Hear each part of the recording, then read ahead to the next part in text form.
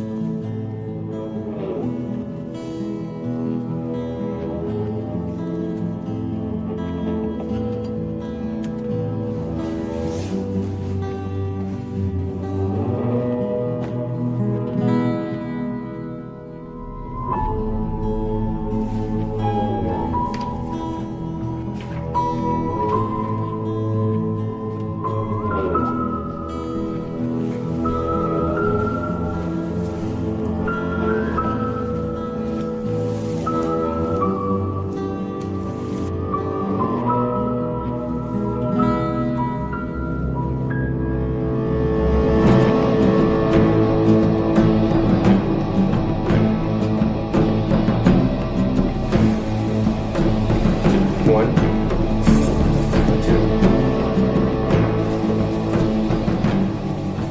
3.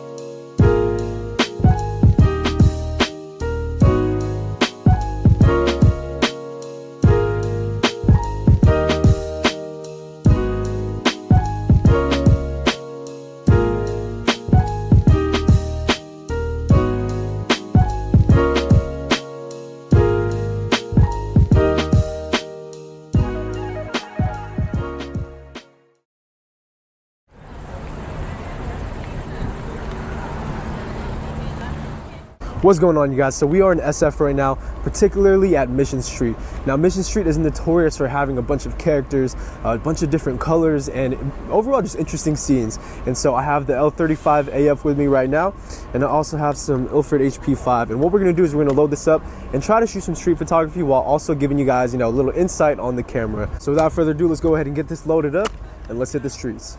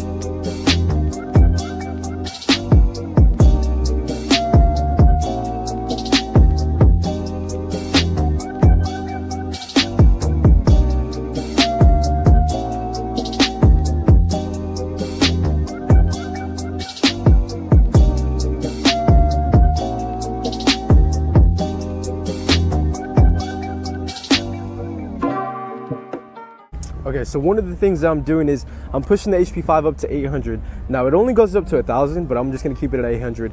And the purpose for that is so that I can shoot at a higher aperture. Aperture stays high, shutter speed is gonna vary in between, but you know, with a higher ISO, that aperture is gonna have to increase, especially because it's still sunny outside. Now on mission, you know, I thought there'd be like a lot more character and a lot more interesting subjects, but you know, it's very flat. Everything is just like two-dimensional. It's literally just a street. And so I think me and Drew are gonna go out. We're gonna head somewhere else in SF and try to continue the rule. I have about, I think, 36 minus 16, I don't know, 20 shots left, right? 20 shots left? I'm good at math. And we're gonna try to get some more shots and get you some good images out of the L35. So just go ahead and see where else we transport to.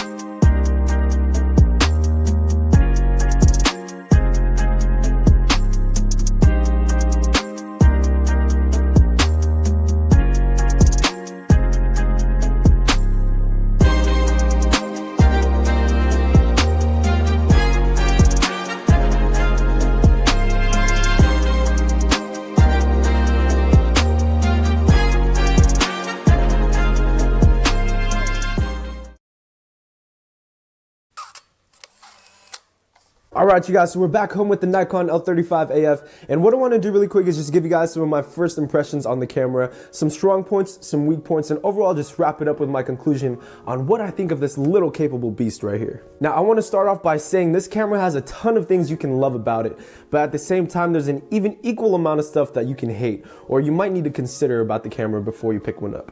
So without further ado, let's go ahead and get started with some of the strong points. The first thing that I really like about the camera is the size.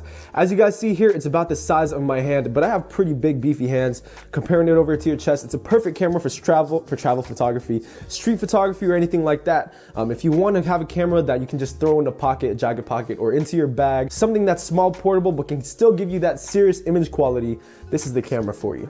Also, the L35AF is mostly made out of plastic, but for some reason, there's a heft to it, and it doesn't feel cheap at all. It almost feels like a premium compact point-and-shoot camera, which I really like because it's the perfect medium between plastic and light, but also very durable and solid. Now, something that I really appreciate on this camera that Nikon did was they included an on-off switch at the very top, and it feels really solid, you know what I mean? So you flip it on, flip it off. It's pretty basic, but on a point-and-shoot camera in this range, you're not gonna see that on any of those, like the Canon AF35M.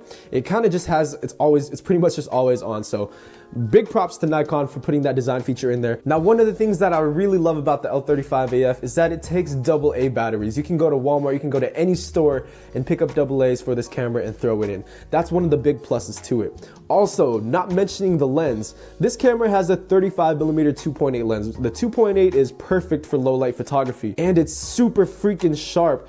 I mean, this camera produces some really, really sharp images for a point and shoot.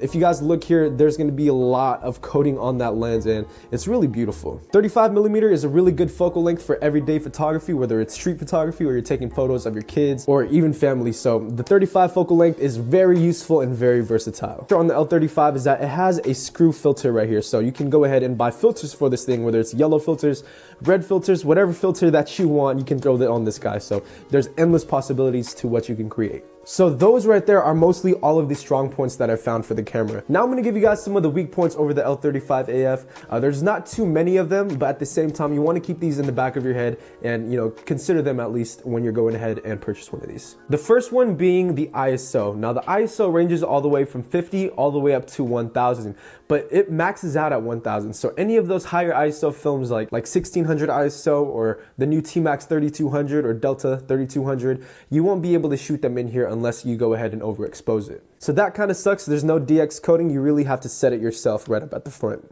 Another thing about the L35 is that it is fairly loud, and it has this really weird, I don't know why cameras back in this time, they all pretty much did the same thing, and it's like a two-step process. First, you focus. Now, it's pretty much of a sound, so listen up closely. The first step is the focus. So you're gonna hear that little, that's the focusing motor. And then after you take the shot, this is what it sounds like.